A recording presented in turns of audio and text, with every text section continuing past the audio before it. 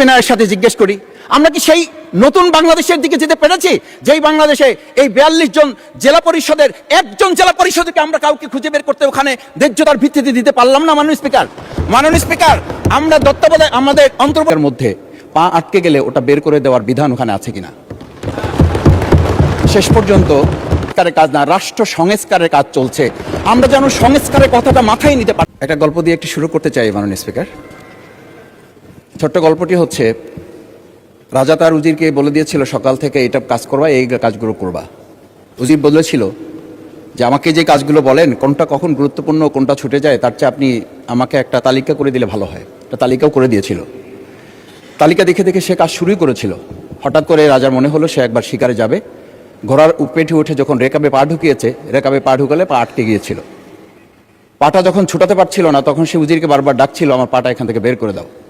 পাটা বের করতে যাচ্ছিল না উজির, কারণ উজির বারবার খুঁজছিল যে তালিকাটা করে দেওয়া হয়েছিল সেই তালিকার মধ্যে পা আটকে গেলে ওটা বের করে দেওয়ার বিধান ওখানে আছে কিনা। শেষ পর্যন্ত রাজার পা আর ওখান থেকে বের করা যায় নাই এবং রাজাকে মুক্ত করা সম্ভব হয় নাই বলে আমরা গল্পে জেনেছি। ঠিক আমার কাছে আজকে সংসদ এরকম একটা গল্পের মতো মনে হয়। আমরা জুলাই সনদে যখন আমাদের 4 বছরের সন্তানরা জীবন দিয়েছে, আমরা যখন দেখেছি বিগত 17 বছর উন্নয়নের কথা বলে আমাদের নির্বাচনকেই ভুলে দেওয়া হয়েছিল, আবার বিগত 1.5 বছর আমরা লক্ষ্য করলাম যে সে সময় আমরা কেউ কেউ নির্বাচন এবং নির্বাচন বলে বলে আমরা আমাদের মাথা থেকে বিচার এবং সংস্কারটাই ভুলে দিয়েছিলাম। আবার এখন এসে আমরা দেখলাম যে আমাদের নখের কালি শুকাতে না শুকাতেই উন্নয়নের কথা বলে আমরা আবার জুলাই সনদটাকেই ভুলে দিতে বসেছি। আমি খুবই বিব্রত হই যে আমাদের সন্তানেরা রাস্তায় দাঁড়িয়ে সেদিন কি প্ল্যাকার্ডে এটা লিখেছিল যে আমরা একটা ফ্যামিলি কার্ডের জন্য আজকে রাস্তায় দাঁড়িয়েছি। সেদিন তারা দাঁড়িয়েছিল, মাননীয় স্পিকার, সেদিন তারা দাঁড়িয়েছিল, লেখা ছিল রাস্তাগুলোতে আমাদের সন্তানেরা বুকে গুলিবিদ্ধ হয়ে পা হারিয়ে চোখ হারিয়ে দাঁড়িয়ে রাস্তা ব্যারিকেড দিয়ে লেখা ছিল রাস্তা সংস্কারের কাজ না, রাষ্ট্র সংস্কারের কাজ চলছে। আমরা যেন সংস্কারের কথাটা মাথায় নিতে পারছি না। আমরা সংস্কারের পরিবর্তে এখন আমরা সংশোধনের দিকে যাচ্ছি। আমরা তো এই সংশোধনীর জন্য আমাদের ছেলেরা, আমাদের তরুণ যুবকরা, আমাদের জনতারা কাজ করে নাই। আমি একটা কথা পরিষ্কার বলি, অ্যামেন্ডমেন্টের জন্য তো শেখ হাসিনাও সেদিন অফার করেছিল 24 ঘন্টা দরজা খোলা আছে, তোমরা সংশোধনের জন্য আসো। সেদিন এই ছাত্র জনতা সংশোধন মেনে নেয়নি, তারা সংস্কারের জন্য কথা বলতে চেয়েছিল। আজকে আমরা সংস্কারটা মাথায় নিতে পারছি না কেন? মাননীয় স্পিকার, আমি আর একটা কথা আপনাকে একটু স্মরণ করানোর জন্য বলছি। আমরা ছোট সময় আমি বাংলায় সাহিত্যে অনার্স করা, আজকে আমাকে আপনি স্নেহের সাথে মাসুদ বলে বলেছেন। আমার সংসদের নাম শফিকুল ইসলাম। এই মাসুদ নামটা যারা একেবারে খুব আমাকে স্নেহ করেন, আদর করেন, তারাই ডাকেন। আমি বাংলার সাথে আমাদের রাষ্ট্রবিজ্ঞানের ছিল, রাষ্ট্রবিজ্ঞানে আমরা ছোট একটা বাক্য পড়েছিলাম, নেসেসিটি নোস নো লস। আমরা এই নেসেসিটিটাকে আজকে একটা সংবিধানের ধারাবাহিকের মধ্যে আমরা আটকে ফেলেছি। আমরা লাইন খুঁজতেছি, আমরা দাড়ি কমা সেমিকোলন খুঁজতেছি। আমরা আজকে পরিষ্কার একটা কথা বুঝি যে আমাদের এই সংস্কারের প্রয়োজনটা এই কারণে দরকার হয়েছে, এই প্রস্তাবটা এজন্য উত্থিত হয়েছে যে এটা 30 কার্য দিবসের মধ্যে যেখানে করার কথা ছিল সেখানে আমরা খাল খননে গুরুত্ব দিলাম, ফ্যামিলি কার্ডে গুরুত্ব দিলাম, কৃষি কার্ডে গুরুত্ব দিলাম, আমরা আরো অনেক কাজে গুরুত্ব দিলাম। অথচ যেটার জন্য আজকে নির্বাচন করে আমরা এখানে নিজেরা কথা বলার সুযোগ পেলাম সেই সংস্কার আমরা নজর দিতে পারলাম না কেন? মাননীয় স্পিকার, আমি আর দুটো কথা বলি।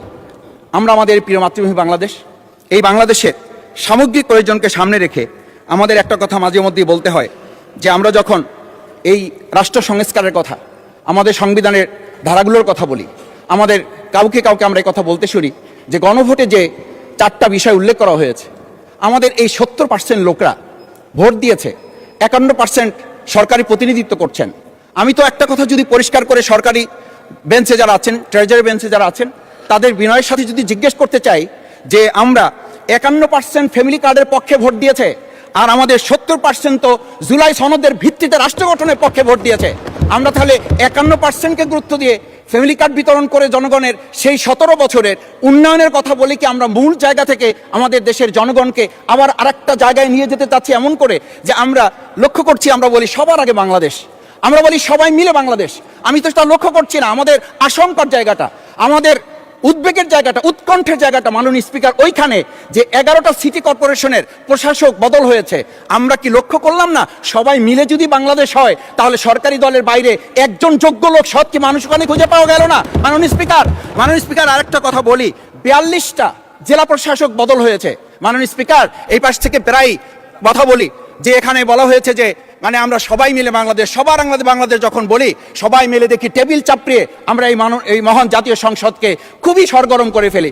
এই 42টা যে জেলা প্রশাসক নিয়োগ হয়েছে, এই জেলা পরিষদে গোটা বাংলাদেশের মধ্যে আজকে এখানে যে কমিটি হয়, সেই কমিটিতে আমরা বলি ন্যায্যতার ভিত্তিতে আপনাদের থেকে 2 জন দেন, 1 জন দেন।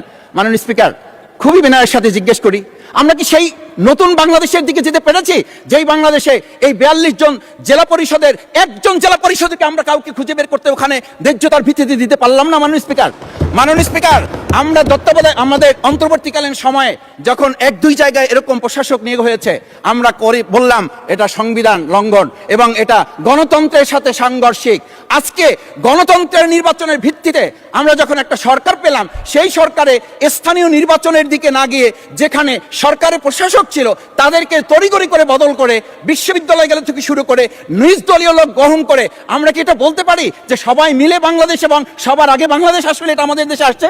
আমরা বলতে পারি না বিধায়ী আজকে জুলাই সনদ বাস্তবায়ন এবং তার ভিত্তিতে আমাদেরকে এখানে শপথ গ্রহণ করানো হয়েছে। আমাদের এই ট্রেজারি বেঞ্চ থেকে আমাদেরকে বলা হয় এটাই নাকি অবৈধ হয়েছে। অবৈধ একটা কাজ জাতীয় সংসদে আমাদের কাছে কাগজ প্লেস করেছে কে? যারা প্লেস করেছে তাহলে তাদেরকে তাকে আইনের আওতায় নিয়ে আসা উচিত। এই অবৈধ কাজে আমাদেরকে কারা সহযোগিতা করেছেন? এই অবৈধ প্ররোচনা আমাদেরকে কে দিয়েছেন? এটা তো আমরা জোর করে কেউকে ঘরের পকেট থেকে আমরা নিয়ে আসি নাই। মাননীয় স্পিকার, আমি তো বাউফল থেকে আমার এই মানে সংস্কারের শপথের জন্য আমি তো কাগজ বাউফল থেকে নিয়ে আসি নাই, এখান থেকে দেওয়া হয়েছে। মাননীয় স্পিকার, সবশেষ বলবো, আসুন সময় থাকতে নাহলে